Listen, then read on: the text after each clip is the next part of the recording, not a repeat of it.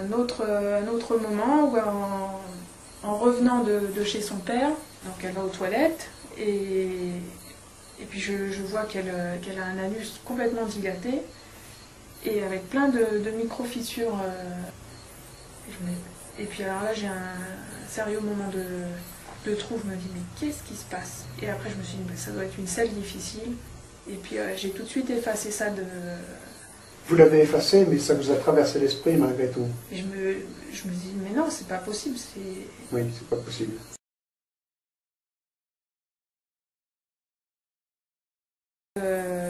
Je contacte aussitôt l'association Havre, qui se trouve à la Garde, à côté de Carqueiranne, et qui me dit de me rendre à la police. Là, je prends contact avec mon avocate pour lui raconter ce qui se passe, et elle me dit vous devriez mieux passer par un psychologue, parce que sinon vous risqueriez d'avoir une dénonciation calomnieuse. Vous savez, votre mari, il a beaucoup de relations.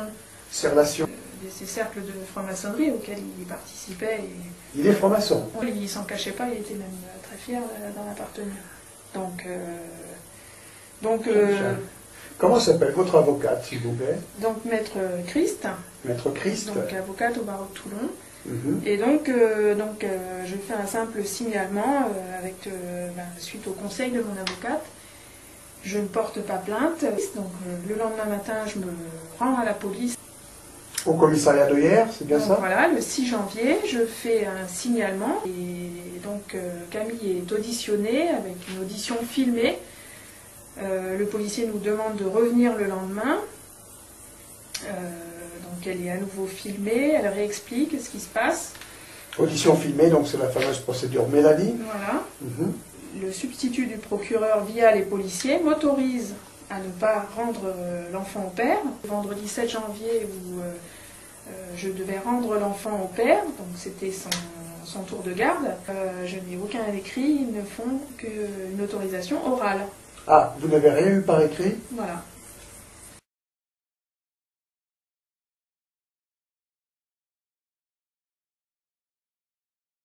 Donc je prends acte de cette autorisation, je me dis bon il n'y a pas de souci, et puis je garde l'enfant avec moi. Et donc Camille continue de parler, elle est complètement soulagée d'avoir pu raconter tout ce qui se passe. Et le 17 janvier au soir, au moment du coucher, elle a envie de parler plus. Donc ma mère était présente, je lui demande si elle veut que je sois seule avec elle ou si elle veut maman et mamie. Elle veut qu'on soit toutes les trois et elle nous fait des révélations tout à fait brutales de viols répétés et réguliers de la part de son père, des viols anneaux. Bon, alors là j'imagine que c'est le choc total. Là on s'effondre complètement, je me dis comment c'est possible de faire des horreurs pareilles sur un petit bout de chou de 5 ans. Oui. Il fait lui-même 1,90 m, il fait 120 kg, il a 63 ans. Et donc le 17 janvier, Camille nous parle des viols. Le 18 janvier, je porte plainte. Là, cette fois, c'est une plainte que vous faites, une plainte directe, vous allez au même endroit? Je vais au même endroit, au commissariat de police de hier, avec le même policier. Qui s'appelle? Qui s'appelle capitaine de police Philippot. Capitaine de police Philippot. Je porte plainte pour viol sur mineur de moins de 15 ans, par ascendant. Oui.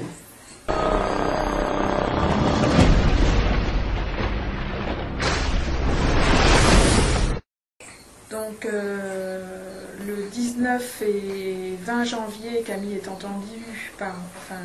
vue et entendue par un gynécologue et une psychologue.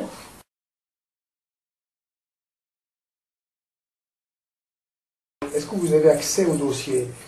Ah non, aujourd'hui j'ai toujours pas du tout accès au dossier, ça fait partie des particularités de votre affaire. Une particularité de mon affaire. Oui.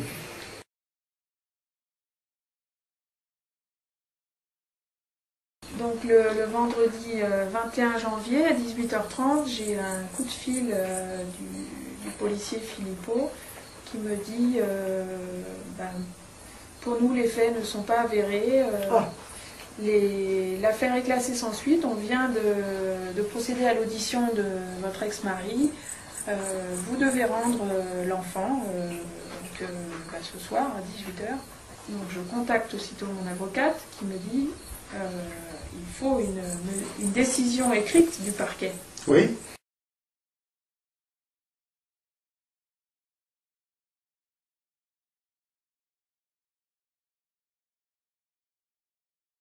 J'attends toujours le classement sans suite écrit, puisque je n'ai eu à ce jour qu'un simple coup de fil du capitaine de police.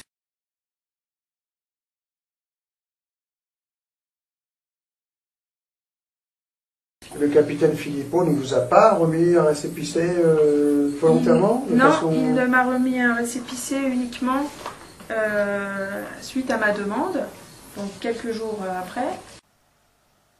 La raison en est simple. Sur tout récépissé de dépôt de plainte, il est fait mention du fait qu'en cas de classement sans suite par le procureur, celui-ci adresse une notification au plaignant précisant que celui-ci sera informé de ses modalités de recours. Ce qui, naturellement, ne fait pas l'affaire du réseau pédocriminel. Et vous avez l'explication sur le fait que cet officier de police tardait tant à vous remettre ce papier qui vous informe de vos droits. Le capitaine Philippot, donc, qui va certainement monter en grade. Oui, je pense aussi. Sans notification dans les formes légales du classement sans suite, aucun acteur judiciaire ne peut ordonner à la mère plaignante de renoncer à la mesure de protection de la victime mineure présumée.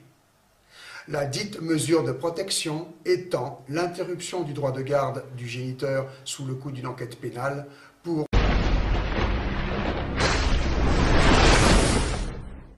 Donc moi j'attends, comme me conseille mon avocat, j'attends une décision écrite du parquet. Heureusement. Que je n'ai toujours pas reçue. Excusez-moi, pendant ce temps-là, vous gardez votre fille avec vous? Je garde bien ma fille entendu avec moi. Oui. Je prends tout un tas de mesures pour la faire à nouveau auditionner et par d'autres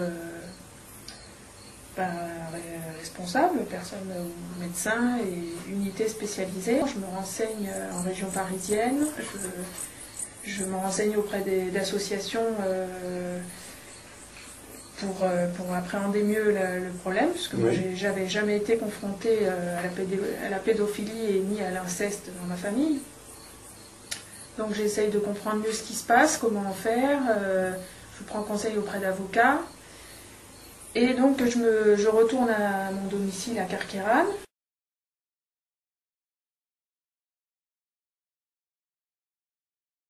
Et le 24 février, donc, deux policiers passent par-dessus la barrière du jardin, frappent violemment à la porte de mon domicile, me menacent de casser la porte si je ne sors pas. Donc je téléphone tout de suite à mon avocate et elle me dit là vous devez y aller. Et il me signale que c'est simplement pour une audition. Vous devez être auditionné. Arrivé au commissariat de police, je suis mise en garde à vue. Et votre avocate, là, vous conseille de les suivre. Elle trouve la situation normale. Elle avait l'air outrée au téléphone, mais elle me conseille de les suivre. Bon, alors donc là, vous êtes interpellé chez vous, avec des menaces. Sans convocation écrite, sans convocation. Aucune...